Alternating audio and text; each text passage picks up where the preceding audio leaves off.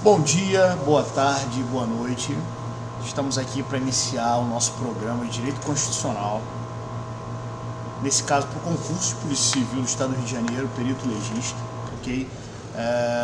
Meu objetivo é entregar aqui um estudo personalizado, né, buscando aprovação nesse concurso, na parte de direito, a qual me toca, tá?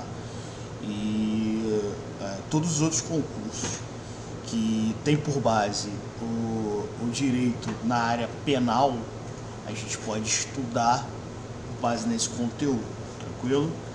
A gente começa a falar do ponto 1 desse edital, que foi lançado dia 23 de setembro de 2021, e vem muito complicado, né? A FGV, ela tá até me deixando um pouco preocupado, porque ela não é de fazer esse tipo de atitude amadora, né?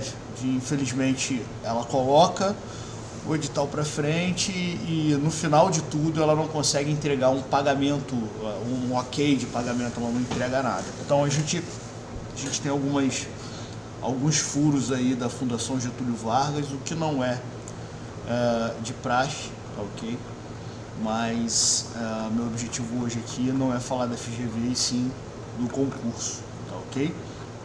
Então, rapidamente aqui, passando pro edital, tirando a parte específica, né, de perito legista, que é o concurso qual eu iniciei ministrando essas aulas aqui. A gente tem a língua portuguesa, né, e noções de direito, a qual eu me incumbi de passar, tá? Então, o objetivo aqui, nesse momento, é passar a ideia de direito para vocês, tá? Direito é muito amplo e como vocês estão numa ideia, num conteúdo programático de noções, cara, noções é muito complicado você passar noções, porque você vai ter que passar conceitos. E passando conceitos, nem sempre a gente consegue não se aprofundar. Então, dentro de uma razoabilidade, a gente entregar um conceito técnico, a gente tem que puxar exatamente para onde a gente não queria, que é a técnica do direito. Não é, tá? Conforme o concurso de delegado ou qualquer outra matéria que esteja ligada diretamente a, vamos dizer assim, a área penal, não que vocês não estejam, mas a área penal em si, ela do legista, ela está ligada diretamente ao corpo de delito, né? Seria o que é o corpo de delito? São provas, né? Que se encontram na cena do crime. Uma delas é o corpo, o objetivo de vocês, e descobrir, né? Vamos por assim dizer, diligenciar aquele corpo e verificar a causa-morte daquele decúbito, certo? Então, sem maiores delongas, estamos aqui com as noções de direito constitucional e vou lê-las, tá? Que vai ser o nosso índice. Vamos nessa toada aqui. São poucos pontos, mas são pontos ramificados. Muita coisa para passar. Então vamos lá. Noções de direito constitucional. Supremacia da Constituição Federal. Direitos e deveres individuais e coletivos. Administração pública, servidores civis, poder executivo, forma e sistema de governo, chefia de Estado e chefia de governo, segurança pública na Constituição Federal e na Constituição do Estado do Rio de Janeiro, ordem social, bases e objetivos. Ou seja, vamos iniciar o estudo falando de supremacia. O que é supremacia? Algo que está no nível máximo hierárquico de uma posição. Isso é supremacia. Quando falamos de ordem jurídica, ordenamento jurídico, falamos de leis, nós temos que ter um conhecimento de causa. O direito, ele é mais antigo do que se acha. Lá atrás, para quem conhece os estudos bíblicos, nós enxergamos Deus falando com o povo, falando com os hebreus, lá onde Moisés subiu o monte, lá sentou, ficou por muitos dias e recebeu as tabuletas, né, que eram os 10 mandamentos. Isso é um tipo de ordenamento. O que é ordenamento? É colocar a sociedade dentro de uma ideia organizada, tá? Não há sociedade sem no mínimo 2 pessoas. E quando há no mínimo 2 pessoas, temos confusão. E se tem confusão, tem que ter algo que resolva, e a lei está aqui para resolver. São muitos os ramos do direito, principalmente tratados da Constituição da República Federativa do Brasil de 1988, tá? Nós tivemos naquela ocasião uma manifestação popular muito grande, o que fez com que os nossos representantes à época buscassem entregar o que o povo ansiava, que eram maiores direitos, maiores e melhores condições de vida. E nós vínhamos de uma Constituição da República que era uma Constituição totalmente outorgada. Era uma Constituição feita à época do regime militar, né? Por assim dizer, chamar de ditadura, mas há quem diga que sim, há quem diga que não, mas não vem ao caso, não é aula de história. Nós viemos com a Constituição outorgada de 1969. Essa Constituição ela trazia poucos direitos individuais, extirpava muitos deles. Em 1988 nós tivemos a nossa última Constituição promulgada. Caramba, outorgado, promulgado, que conceitos são esses? Simples. Participação do povo, tempo de paz, sem imposição, poder constitucional originário que faz nascer essa Constituição. Ele junto com a sociedade, enxergando a sociedade, faz um novo regramento para aquele povo. Então isso é uma Constituição promulgada. Então, tranquilo, paz, povo participando, promulga-se a Constituição. Outorgada tem luta, tem sangue, tem violência e tem Estado inflado. Ou seja, o Estado determina que aquelas leis existam, que aquela lei suprema exista. Então nós temos já um conceito de Constituição promulgada e outorgada. Para falar disso, eu poderia entrar na seara de citar o PCO, que é o Poder Constitucional Originário, o Poder Constitucional Reformador, mas não vai atender o que vocês precisam.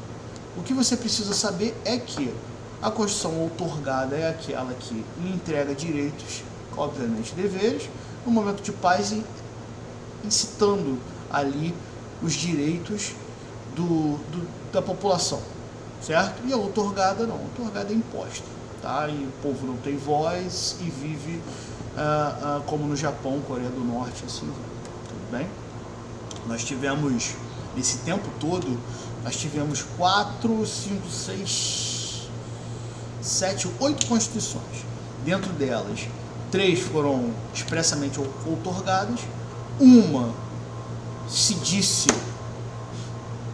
promulgada, mas foi outorgada, tá? E 4, contando com essa nossa, de 1988, a Constituição promulgada, a Constituição Cidadã. Para fechar essa ideia de pensamento, desse pequeno bloquete aqui de 6 minutos, nós devemos ter na cabeça que as leis elas vêm para organizar a sociedade e elas formam o ordenamento jurídico. Só que seria muito simples o ordenamento jurídico ser composto de leis esparsas, umas conflitando com as outras, e no fim de tudo, quem manda? Para isso, o ordenamento jurídico é organizado hierarquicamente, e a Constituição é o ponto mais alto dessa organização. Tem uma dificuldade em especial em mudar os seus artigos, os seus proclames. Existem regras especiais para ela, para reformar essa Constituição, tá? São regras rígidas. A nossa Constituição, ela é classificada como super rígida ou apenas rígida, dependendo da corrente autoral que se está lendo. Mas o que importa desse extrato de ideias é que a Constituição, para ser modificada, passa por um processo legislativo muito maior do que outras leis que vocês vão ver mais à frente, beleza? Vamos continuando em 2 minutos. Estamos de volta e vamos continuar nosso estudo da Constituição, beleza? Dentro dessa ideia de poder constituinte originário e poder constituinte reformador, é importante, eu falei de rigidez da Constituição, na forma de alteração e etc. Gostaria de citar que o poder constituinte originário, ele é como se fosse pegar a nossa Constituição, jogar fora e fazer outra, tá? Só para tirar qualquer bichinho que ficou aqui, ó, da dúvida, beleza? O poder constituinte reformador é aquele que altera a Constituição por intermédio de emendas constitucionais, tá ok? Mas calma, vamos devagarzinho, a gente vai chegar lá, tá? O que eu queria falar com vocês agora? Gostaria, primeiro, de trazer conceitos básicos, tá? Como eu falei de Constituição promulgada, que todo poder lhe vem do povo. Isso está arraigado no nosso diploma. O que é o diploma, né? Nossa Constituição, nossa Carta Magna, nossa Constituição Cidadã de 1988, tá? Então, o parágrafo único do artigo 1º, ele traz essa previsão e conclama o povo como detentor de todo o poder das leis constitucionais, beleza? Então, parágrafo único. Todo poder emana do povo, que exerce por meio de representantes eleitos ou diretamente nos termos desta Constituição. Então, vamos lá. Esse é o nosso artigo 1º, tá? São os princípios fundamentais. Ele fala da República Federativa do Brasil, formada pela união indissolúvel dos estados, municípios e Distrito Federal.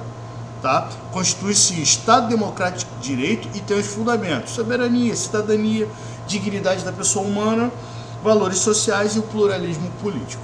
Tá? Isso aqui a gente extrai muita coisa. Tá? Primeiramente, o parágrafo único que entrega a Constituição promulgada. Tá? O poder emana do povo. Tá? E esse povo, ele age democraticamente dentro do nosso Estado, como está lá no caput do artigo 1º. O que é democracia, gente? Né? Democracia, ela advém do latim. Demo é povo, kratos é poder. Democracia, poder do povo. Tá? E essa Constituição, ela prevê um sistema de governo presidencialista, tá? Representado pelo chefe do Poder Executivo, certo? Ele prevê mais 2 outros poderes, que é o Legislativo e o Judiciário, ok?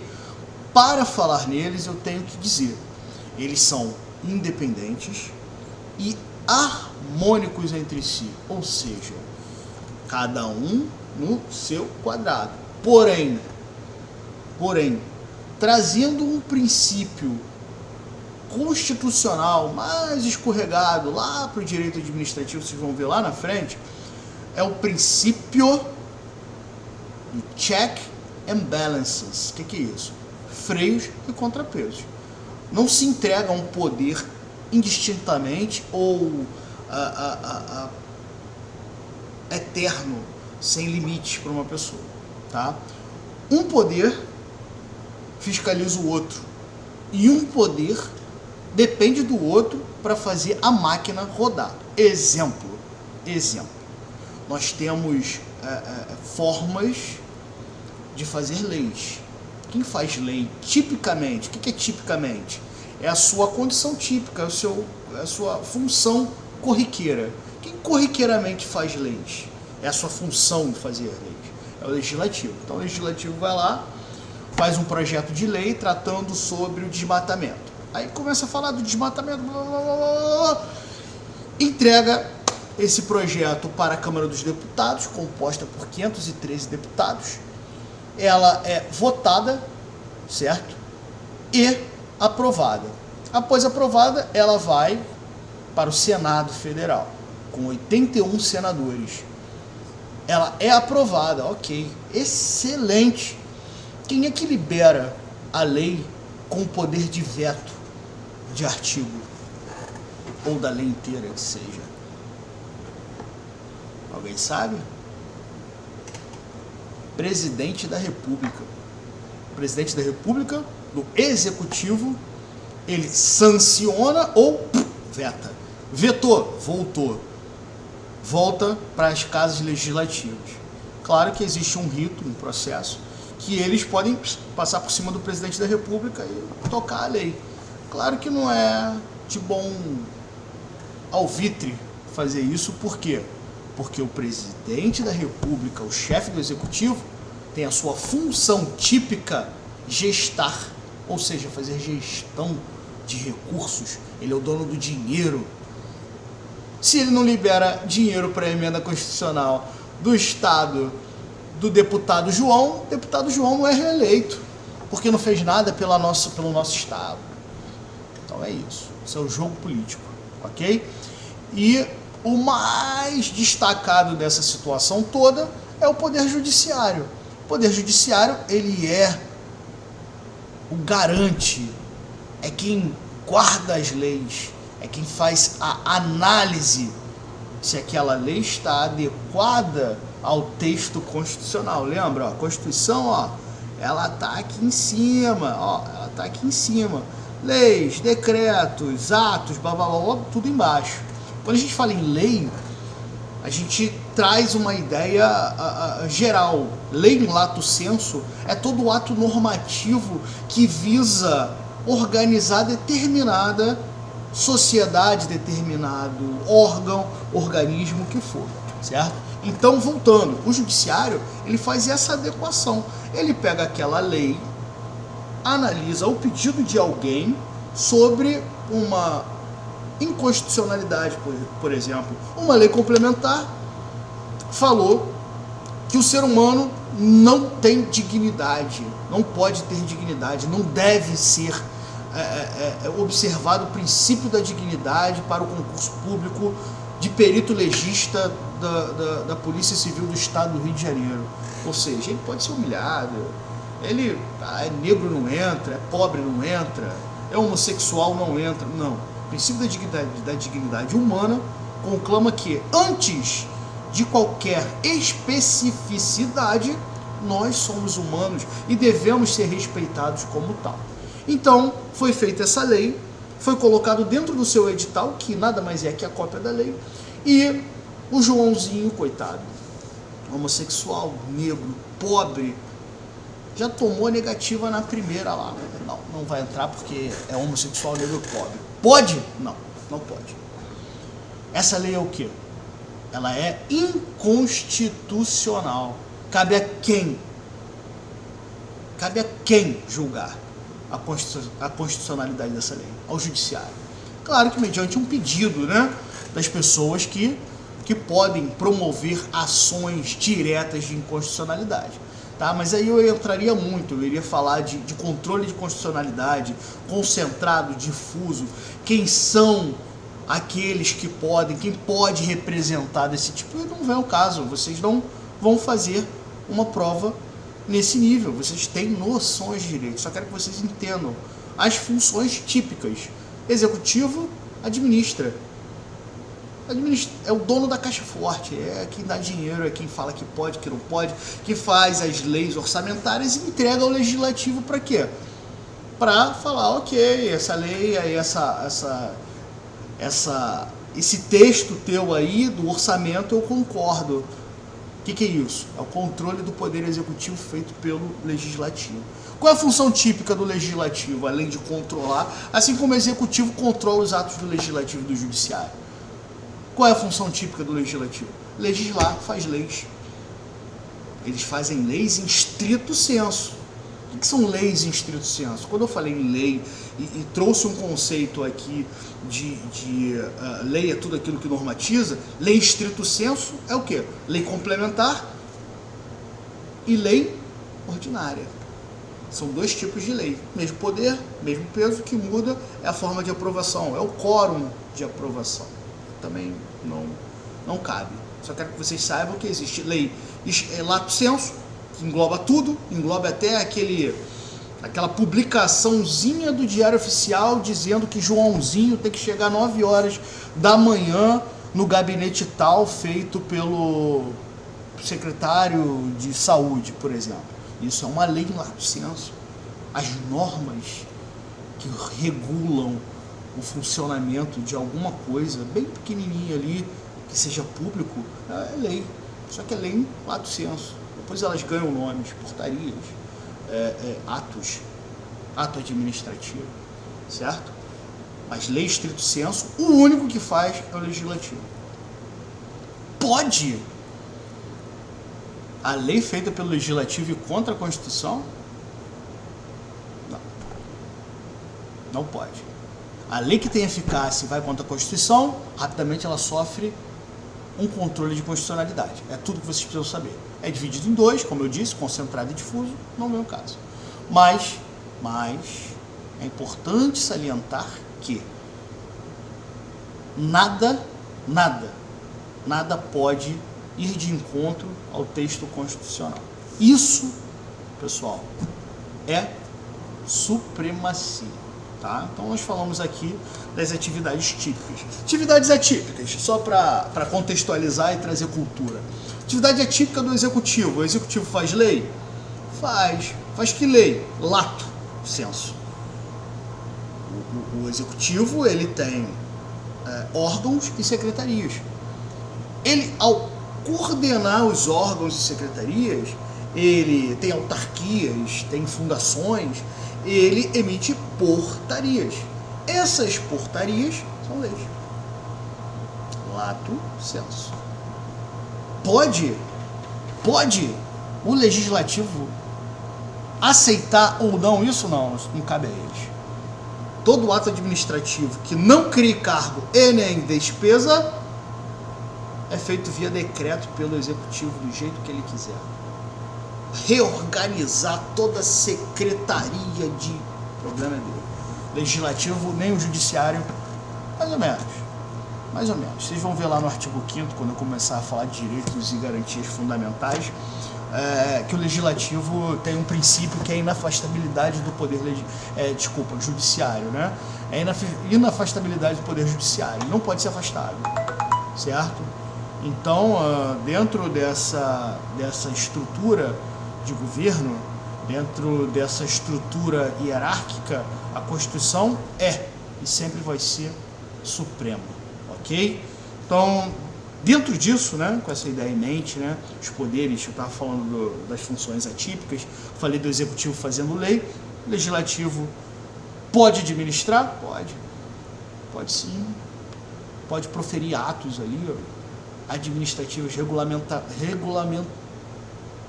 regulamentação, melhor, né, a palavra não saiu. Então, eles emitem atos ali, eles têm um caixa, eles têm verbas, judiciário idem. Eles fogem da sua função típica, certo?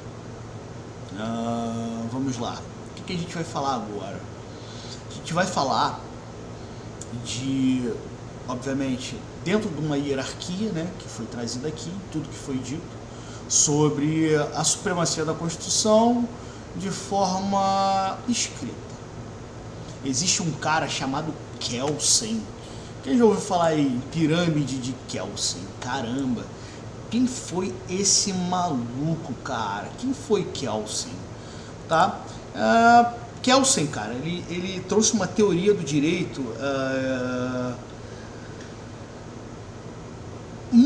muito antigo. O cara é austríaco, com umas ideias muito doidas, o direito positivo, ou seja, muito lei,